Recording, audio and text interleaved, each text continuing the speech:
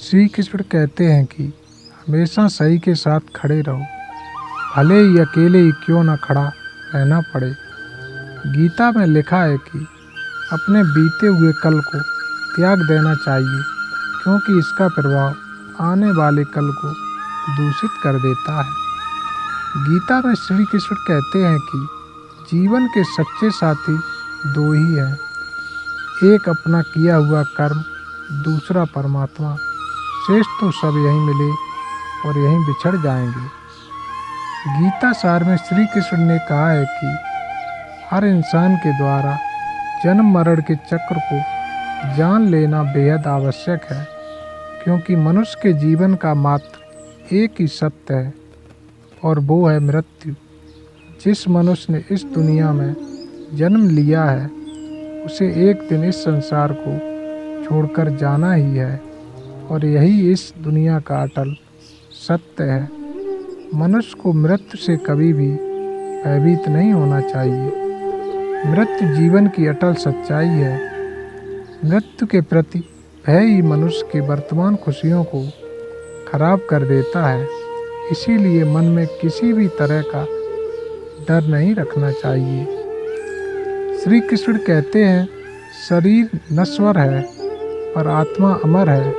यह तथ्य जानने पर भी व्यक्ति अपने इस नश्वर शरीर पर घमंड करता है, जो कि बेकार है। शरीर पर घमंड करने की बजाय मनुष्य को सत्य स्वीकार करना चाहिए। श्री कृष्ण कहते हैं कि मनुष्य को स्वयं को ईश्वर में लीन कर देना चाहिए। ईश्वर के सिवाय मनुष्य का कोई नहीं होता। इसके साथ ही यह मानकर कर्म करना चाहिए कि वह भी किसी का नहीं है। गीता में श्री कृष्ण कहते हैं कि मनुष्य को वस्त्र बदलने की जगह हृदय परिवर्तन पर केंद्रित करना चाहिए। गीता के अनुसार जवानी में जिसने ज़्यादा पाप किए हैं उसे बुढ़ापे में आकर भोगना पड़ता है। श्रीमद् भगवद गीता के अनुसार आनंद हमेशा मनुष्य के भीतर ही होता है, परंतु मनुष्य उसे बाहरी सुखों में ढूंढता है। भगवान की उपासना केवल शरीर से ही नहीं बल्कि पूरे मन से करनी चाहिए। भगवान का बंधन उन्हें प्रेम बंधन में बांधता है।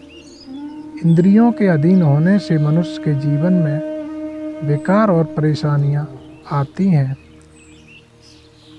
यमन यानी धैर्य, सदाचार, स्नेह और सेवा जैसे गुण सत्संग के बिना नहीं आते।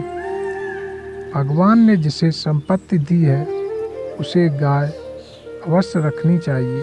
श्री कृष्ण कहते हैं कि मनुष्य को अपने मन को बार बार समझाना चाहिए कि ईश्वर के सिवाय उसका कोई नहीं है।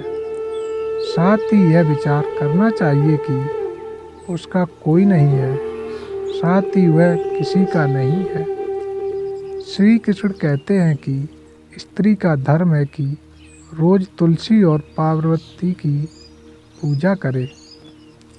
मनुष्य को अपने मन और बुद्धि पर विश्वास नहीं करना चाहिए, क्योंकि ये बार बार मनुष्य को दगा देते हैं। दुख को निर्दोष मानना बहुत बड़ा दोष है। भगवान इस सभी कसौटियों पर कसकर जांच परख ही मनुष्य को अपनाते हैं। गीता के अनुसार व्यक्ति क्रोध में खुद पर नियंत्रण खो बैठता है और आवेश में आकर गलत कार्य भी कर देता है। क्रोध के वशीभूत होकर व्यक्ति की बुद्धि व्यग्र हो जाती है और उसे तर्क समझ नहीं आते। इसीलिए अपना ही अहित करने से बचने के लिए व्यक्ति को क्रोध को खुद पर हावी नहीं होने देना चाहिए। वहीं अगर गुस्सा आए तो स्वयं को शांत रखने का प्रयास करें। भगवद गीता कहती है कि हर मनुष्य को आत्ममंथन जरूर करना चाहिए। जब मनुष्य आत्मज्ञान की प्राप्ति करता है तभी वह अहंकार जैसे अवगुण से दूर रह पाता है। साथ ही सकारात्मक सोच का निर्माण भी व्यक्ति को उन्नत की ओर ले जाता है। गीता में श्री कृष्ण के अनुसार एक व्यक्ति को खुद से बेहतर कोई नहीं जान सकता।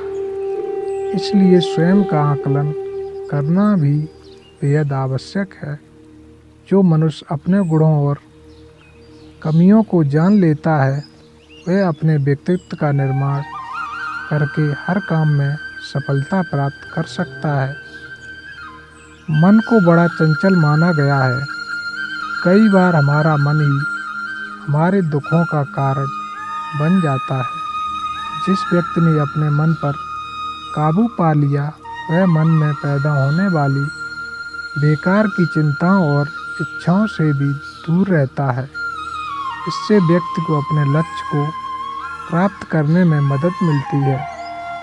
मनुष्य कर्म करने से पहले ही उससे मिलने वाले परिणाम की चिंता में परेशान हो जाता है।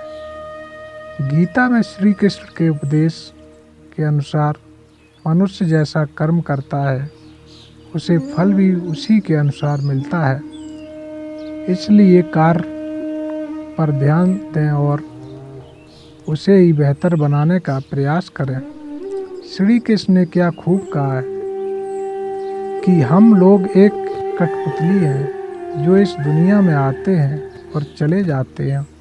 उनका ना तो आने का समय निश्चित रहता है और ना ही जाने का समय निश्चित रहता है।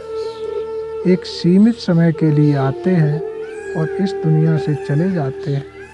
Thanks for watching. Please subscribe my channel.